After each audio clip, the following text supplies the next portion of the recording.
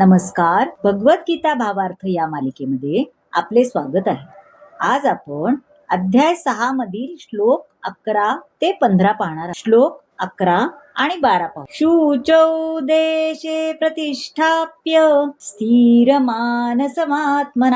नात्युच्चित्रं नातिनीच चैलाजिनपुषोत्तरम् तत्रैकाग्रं मनः कृत्वा यच चित्तेन्द्रियक्रिय उपविश्यासने युञ्जाद्योगमात्मविशुद्धये. आता शुचो म्हणजे पवित्र, उच्छ्रितम म्हणजे उंचावर, नीचम म्हणजे खाली, चैल अजित म्हणजे मृदू वस्त्र किंवा मृगाचे कात. योगाभ्यासासाठी मनुष्याने एकांत स्थळी जाऊन भूमीवर कुशासन अंथरावे आणि ते मृगचर्म व मृदू वस्त्राने आच्छादित करावे. आसन उंचावरही असू नये किंवा अत्यंत खाली असू नये.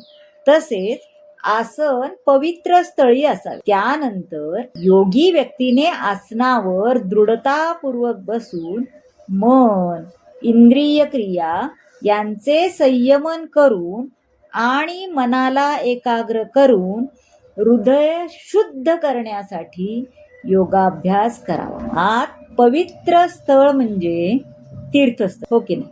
योगाभ्यास करण्यासाठी पवित्र स्थळ म्हणजे तीर्थस्थळ. म्हणून तीर्थस्थळी किंवा पवित्र नदी किनारी योगाभ्यास करावा.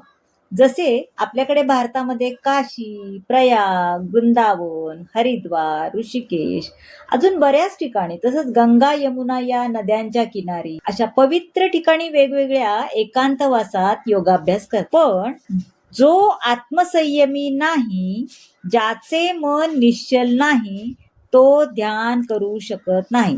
आणि म्हणून मन शांत राहावे, निश्चल राहावे यासाठी पवित्र स्थळ आणि एकांतवास हा अत्यंत महत्वाचा आहे. आता श्लोक 13 आणि 14 पाहूया. समंकार्य शिरोग्रीवं धारयन्न चलं स्थिरा संप्रेक्ष्य नासिकाग्रं स्वं दिशश्वानवलोकयन् प्रशांतात्मा विगद्भीर ब्रह्मचारी व्रते स्थिता मनः संयम्य मच्चितो युग आसित मत्परा. आता समम म्हणजे सरळ, संपेक्ष म्हणजे दृष्टी ठेव, विगतभी म्हणजे भयरहित. मनुष्याने आपले शरीर, मान, मस्तक उभ्या सरळ रेषेत धरावे. नासिकाग्राकडे स्थिर पाहावे. अविचलित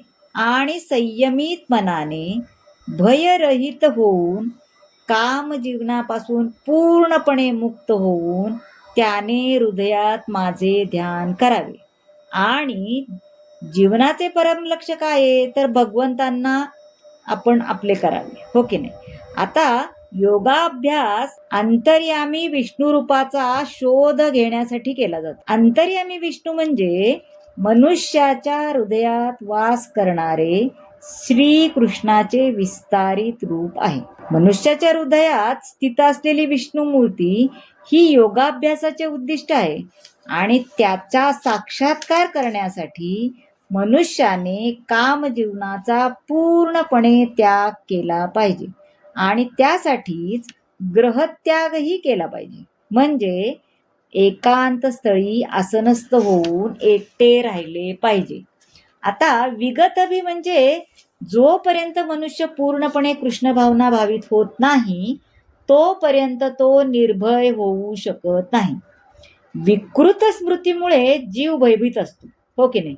आणि निर्भय होण्यासाठी कृष्ण भावना हाच एकमेव आधार आहे. योगाभ्यासाचे अंतिम ध्येय काय? योगाभ्यासाचे अंतिम ध्येय भगवंतांना पाहायचे असल्या कारणाने कृष्ण भावना भावित मनुष्य हा सर्वोत्तम योगी असतो.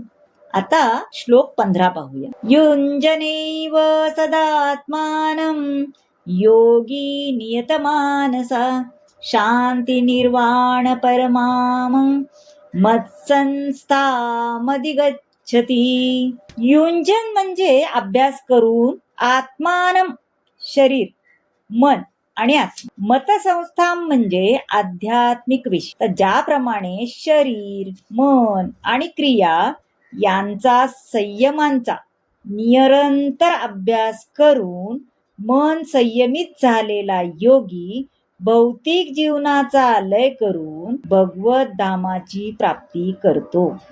आता पहा, कोणत्याही प्रकारच्या भौतिक सुविधा प्राप्त करण्यासाठी हा योगाभ्यास नाही, है की नाही. भौतिक अस्तित्वाचा लय करण्यासाठी योगाभ्यास असतो. आता जो मनुष्य आपले शरीर स्वास्थ्य सुधारण्यासाठी योगाभ्यास करतो ना, तो योगी नाही, तो शरीर स्वास्थ्यासाठी करतो. आता भगवत धामाचे स्पष्ट वर्णन असे केले की भगवत धाम म्हणजे असे ठिकाण आहे की ज्या ठिकाणी सूर्य, चंद्र किंवा विद्युत शक्तीची मुळीच आवश्यकता नाही. आता भौतिक विश्वातील सूर्याप्रमाणेच आध्यात्मिक जगतातील सर्व ग्रहलोक हे स्वयंप्रकाशित आहे. आध्यात्मिक विश्व आणि त्यातील ग्रहलोक यांना परमधाम असे म्हटले जाते, है ना.